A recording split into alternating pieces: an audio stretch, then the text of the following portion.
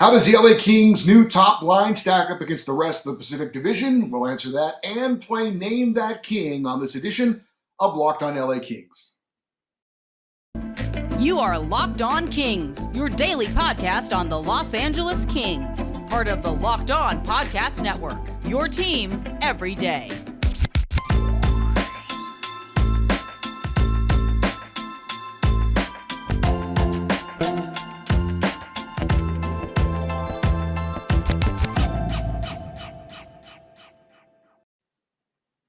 Hey Kings fans, welcome to Locked On LA Kings, your team every day. Thanks for making Locked On LA Kings your first listen every day. We are free and available wherever you get your podcasts and on YouTube as well. On today's episode of Locked On LA Kings, we look at how the LA Kings' new top line of Anze Kopitar, Adrian, Kempe, and Kevin Fiala stack up against the other top lines in the Pacific Division. We'll also play another edition of Name That King and test your knowledge of Kings players from the past, plus another rivalry report. Some news on one of the Kings Pacific Division opponents to pass along. My name is Eddie Garcia. I am your host of Locked On LA Kings. I've worked in sports media for almost 30 years. For the last 20 plus years, I've been at the Fox Sports Radio Network, where I'm a co-host, sidekick reporter, and NHL analyst. I'm also co-host of the Puck Podcast, a weekly NHL review show that's been putting out content for the past 16 years, and also, of course, a lifelong LA Kings fan. So I think all Kings fans are extremely excited about the Kings' new number one line, which they obviously put together this offseason with the addition of Kevin Fiala coming over from the Minnesota Wild. He'll, of course, be joining Anze Kopitar and Adrian Kempe. We are almost certain that that's going to be the case as far as the Kings' top line for next year. I don't think that's going out on much of a limb at all.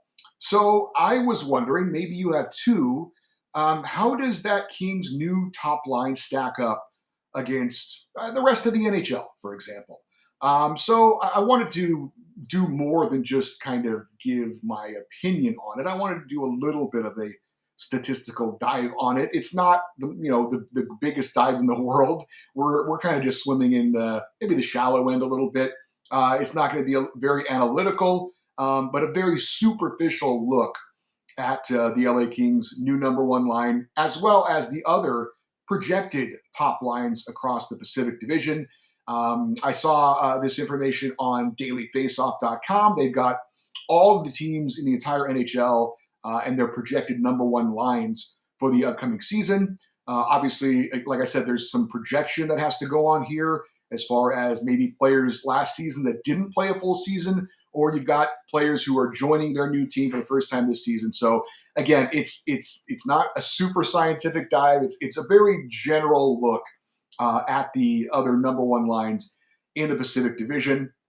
And maybe at the very least, it gives you a little bit of a statistical look at this. And it also just gets you familiar with some of the names as far as the number one lines across the Pacific Division for the Kings opponents for this upcoming season. Maybe some names that you didn't know were like, oh, they're playing for that team now. I didn't know that. So again, admittedly, this is super superficial, but hey, it's just something that I was curious about. So I did some research on it, and we'll look at it and see how, again, very superficially, the Kings' new number one line stacks up against the other number one lines in the Pacific Division. So let's talk about the Kings' new number one line. Anze Kopitar is going to center the top line, of course, the longtime veteran for the Kings. And again, when you look at this, I understand we're only taking numbers into consideration, maybe the eyeball test as well. There are players that do things away from the puck that are very important, like Anze Kopitar and how he plays defensively and faceoffs and those types of things. But again, just on the surface, you've got Anze Kopitar last year, 19 goals, 48 assists for 67 points. Solid year for him. Adrian Kempe on his right wing. Kempe, of course, having the breakout year, a career year for him. 35 goals this past season to go along with 19 assists and 54 points. And then Kevin Fiala, the new left winger, 33 goals a year ago, 52 assists for 85 points, a career year for Kevin Fiala, and hopefully not the last of those types of numbers that we're going to see. As a matter of fact, I think there's some decent anecdotal evidence to suggest that he could have an even better season with the LA Kings. So that's the numbers for the LA Kings. If you want to total it all up, the top line, the projected top line for the Kings for this season, based on last year's numbers, would have a total of 87 goals, 119 assists for 206 points. And anytime you can get a total of 200 points or more from a line, that's pretty good production. So we'll see how that stacks up against the other projected number one lines in the Pacific Division. We're going to go in opposite order of how they finished in the standings. So we're going to start with looking at the top line projected for the Seattle Kraken going into their second year of existence, and kind of nowhere to go but up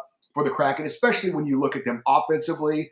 They weren't very good defensively, which we thought they were going to be. They kind of planned their team around defense. It didn't work out for them. The offense was, okay. But they're going to have, if you're, believe what the projections are, an entirely new, basically, number one line going to this season, and that's probably not a bad thing. But according to Daily Faceoff, Matty Beniers is going to be their top line center. Now, if you don't know who that is, former first-round pick for the Kraken out of the University of Michigan, where he was a star player. He had a handful of games with the Kraken last year after he left the University of Michigan to turn pro.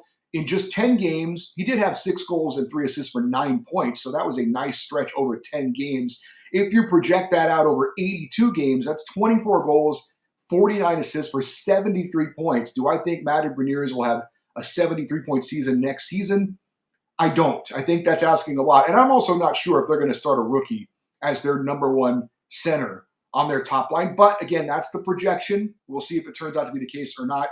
I can't see him having that good of a year. If he is, he could be the Calder Trophy winner as Rookie of the Year. But anyway, Matty Beniers projected to be the number one center on the top line for the Seattle Kraken. And he will have wingers on each side of him that are new to the Kraken, and Andre Burakovsky on the left wing, who comes over having won the Stanley Cup with the Colorado Avalanche last year, and Oliver Bjorkstrand on the right wing. He comes over for the Columbus Blue Jackets. If you add their point totals and goals from last season, along with the projections for Matty Beniers, that would be a total from their top line projected of 74 goals, 117 assists for a total of 191 points. That's actually pretty respectable. I would be surprised if that's actually the case, but that's what the numbers say as we look into this. But that's still below the projections for the LA Kings top line. All right, up next we have the Anaheim Ducks. They have Trevor Zegras projected as their top line center. Zegras, as you probably know, one of the more exciting young players in the NHL. He finished runner-up in the Calder Trophy for Rookie of the Year. On his wings, they have projected Adam Henrique, the old veteran.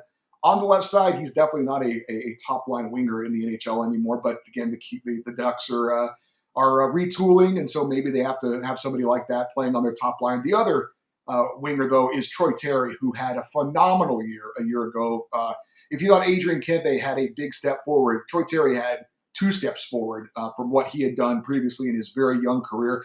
37 goals and 67 points from Troy Terry last year. A fantastic season for him. So a couple of good young players up front for the Anaheim Ducks. But if you add it all together, that would be a total of 79 goals, 91 assists for 170 total points. And again, this projected out would be the lowest point total of a top line of any of the teams in the Pacific Division. And again, the Ducks, the way they are going, and they're young, that's probably not a big surprise.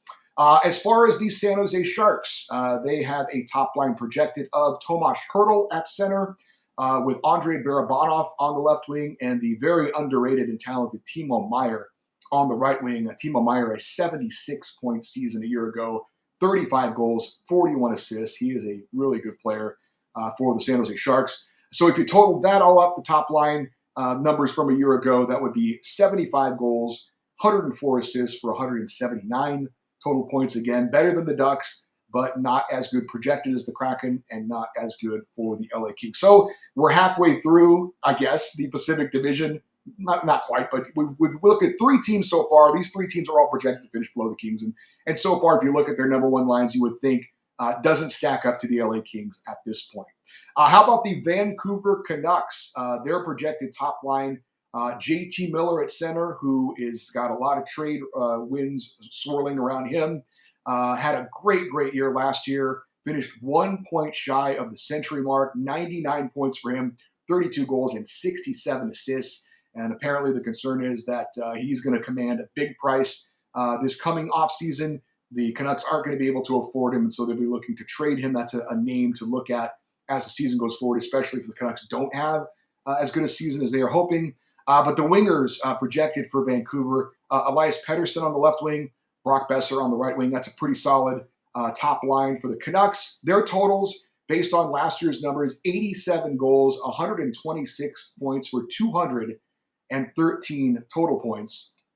That is more than what the LA Kings would have projected. So right now you'd have, based on the teams we looked at so far, Canucks projected to be a little bit better than the Kings, but the Kings would be in that second spot. How about the Vegas Golden Knights?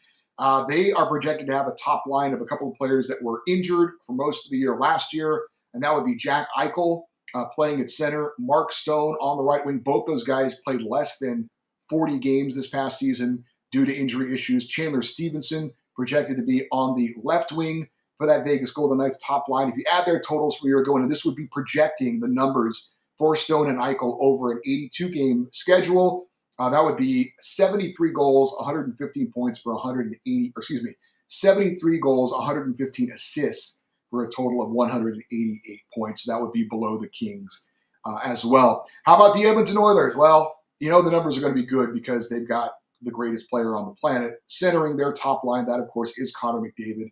Now, if Leon Draisaitl were playing on the wing with McDavid, there's no need to even debate it. That's the top line in the Pacific Division, maybe the top line in the entire NHL. But as you probably know from watching the playoff series last year, they are not playing Connor McDavid and Leon Draisaitl together for most of the time. They are together on the power play, but you've got Connor McDavid on the top line, Leon Draisaitl on the second line most of the time. So the projected top line for the Oilers with McDavid, you've got Evander Kane on one wing and Zach Hyman on the other wing. McDavid last year, 44 goals, 79 assists for 123 points.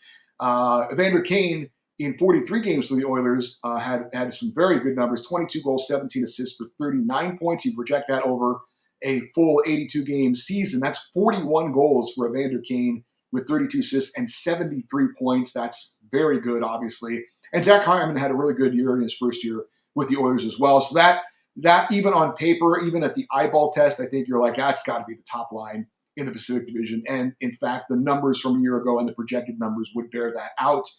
Those three players, based on what they did last year and the projected totals over 82 games, would be 112 goals. That's the first team we've mentioned that would have over the 100 goals from their top line. 138 assists for 250 points. So the Edmonton Oilers, by far and away, would have the most total points of any of the top lines in the NHL, or excuse me, in the Pacific Division.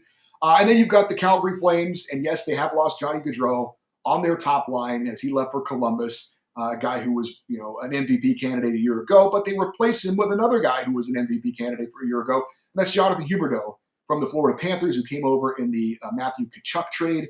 Huberdeau's numbers last year, 30 goals, 85 assists. That's even more assists than Connor McDavid had last year for 115 points. So Jonathan Huberdeau can put up a lot of points. They're going to love him in Calgary. I know they're disappointed they lost Tkachuk and Gaudreau, but that's not a bad consolation prize.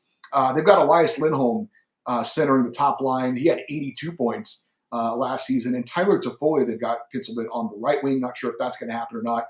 But the total for the Canucks, if that is the case, and that's the projection according to dailyfaceoff.com, the Flames would have a total based on last year's numbers of 96 goals, 151 assists for 247 points. Not quite the point total of the Edmonton Oilers, but pretty close. So again, a very superficial look at the number one lines in the Pacific Division. Based on the numbers, Edmonton would be number one, and I think based on the eyeball test as well, they would be number one. The Flames, with the addition of Jonathan Huberdeau, probably in there at the number 2 position.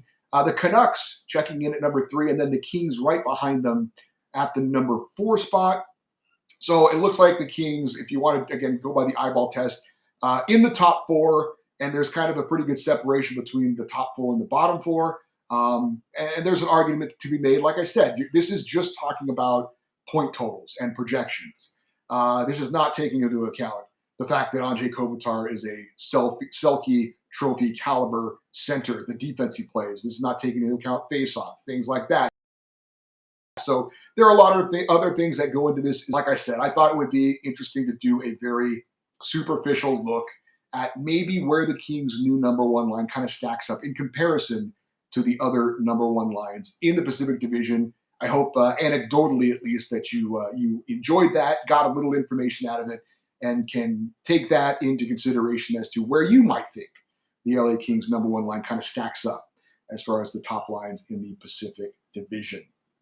If you'd like to place a wager on the LA Kings to win the Stanley Cup next season, BetOnline.net is the fastest and easiest way to check in on all your betting needs. Find all your favorite sports and events at the number one online source for odds, lines, and games. Find reviews and news of every league, including Major League Baseball, combat sports, esports, even golf.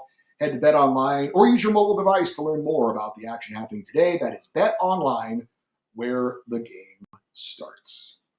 So no real news to dish out on the LA Kings from the past 24 hours. We're still waiting on word about re-signing defensemen Mikey Anderson and Sean Durzi. We did have a bit of news involving one of the Kings' Pacific Division rivals. Our rival report is about the Edmonton Oilers, as they have signed forward Kyler Yamamoto to a 2-year, $6.2 million contract, avoiding arbitration. He's 23 years old, one of the young stars of the Edmonton Oilers. 81 games last season. He had 20 goals and 41 points. He was taken 22nd overall by the Oilers in the 2017 NHL draft. I want to say that he might have had a connection to the LA area. I'm not sure. Maybe at some point he played his youth hockey in Southern California. Maybe I'm getting him confused with Jason Robertson of the Dallas Stars. But Kyler Yamamoto, again, one of the top six forwards for the Oilers, a guy who's important in their lineup. They get him re-signed, 2 years and $6.2 million. So there is your rival report for a Thursday. So it's now time to play another edition of Name That King. If you were unfamiliar with this, it's a fun little feature we do in the offseason where I give you clues and information about a former LA Kings player, and hopefully you can be like, oh, I know who that is, before I get to the end of all of the clues. And if you can't figure out who it is, maybe you've learned something today. We try to entertain, inform, and educate here on the Locked On LA Kings podcast and YouTube channel. So far, we've done 3 players. This will be the 4th. Some of the players we've done in the past were Lubomir Visnovsky, Ian LaPerriere, and Felix Potvin. This one, I think, is probably the easiest we've done so far. So that means that maybe next week we got to go do a deep dive and do a really old school player to kind of try and challenge you a little bit. But let's see if you can get this one. Name that king. This king was born May 13th, 1983 in Grand Ledge, Michigan. He was drafted in the second round, 44th overall by the Edmonton Oilers in 2002. He would go on to have a solid career at the University of North Dakota before turning pro. After a couple of years with the Oilers, this former King was traded to LA along with Jarrett Stoll in exchange for a name we mentioned just a moment ago, Lubomir Visnovsky. That was on October 8th of 2008. This former King would play for LA from 2008-2009 through the 2016-2017 season. In his career with the LA Kings, he compiled 16 goals and 51 assists in 464 games as an LA King. This rugged defenseman also racked up 458 career penalty minutes. All in all, he played 12 seasons in the NHL. 9 of them came in Los Angeles, where he was a part of both of the Kings' Stanley Cup winning teams in 2012 and 2014. Later in his career, he would have an A on his sweater as an alternate captain, and he wore number 2 for his time patrolling the blue line for the Los Angeles Kings. He now is working for the LA Kings in their player development department. Can you name this former King? Again, I think this one was pretty easy. Won 2 Stanley Cups, defenseman, known for his physical play, wore number 2, had the A on his sweater for a while. This week's Name That King is Matt Green, and that's Green with an E on the end. One of the more popular LA Kings, a guy who very dry sense of humor, a guy who likes to give it to his teammates a bit, but a very popular LA King, certainly amongst his teammates as well.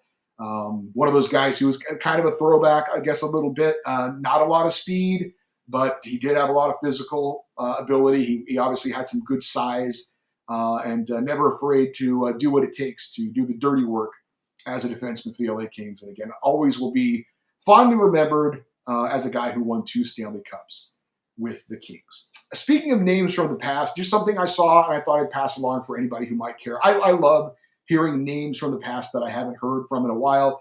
I saw Rich Clune was in the news. Do you remember Rich Clune?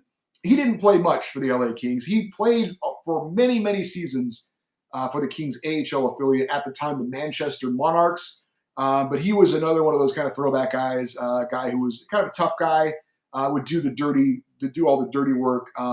He just announced his retirement after 16 seasons in professional hockey. Mostly, he was an AHL player. We talked about this a little bit. That there are a lot of guys out there who kind of toil in the minor leagues for years and years and years, and they carve out a career for themselves playing hockey at the AHL level. And like I said, it beats working for a living, right? I'm not saying that Rich Clune and guys like him didn't pay a physical price and whatnot, or didn't work hard. But at some point your career is over, and then you got to go get a quote unquote real job. And so Rich Clune played 16 pro seasons. And just hung it up. He played, I wrote it down, 14 games with the LA Kings, but it's a name you might remember as a guy who was in the organization for many, many years. He played last for the Toronto Marlies, and I did see that he has been hired by the Toronto Maple Leafs as a scout, and he's going to work in player development, much like Matt Green is doing now for the LA Kings. So I just thought I'd throw that old name out there if anybody found that interesting. Just a reminder that the Locked On NHL podcast has you covered for all your league-wide NHL talk, with a rotating cast of local hosts from the Locked On NHL channels, breaking down the biggest stories in hockey 5 days a week. Subscribe for free on your favorite podcast app or on YouTube. Hey, coming up on Friday's show, we will obviously update you on any LA Kings news that happens over the past 24 hours. We will also have our weekly Friday feature as we go into the Locked On LA Kings email box and read your comments and answer your questions regarding the LA Kings that you might have. If you would like to be a part of that, there's still time. The email address for us is lockedoneddie@gmail.com. That is EDDIE, lockedoneddie@gmail.com, if you'd like to get in on the email segment either this week or in the future. We also would love for you to follow us on Twitter and be interactive with us there. The Locked On LA Kings Twitter account is at Locked On LA Kings. That makes sense. Again, I just want to thank you guys so much for listening and for watching on YouTube, and thank you for making Locked On LA Kings your first listen every day. Want to remind you to make your second listen Locked On NHL. Locked On experts give you a daily 30-minute podcast of all things NHL all year long. Stay up to date on everything in hockey.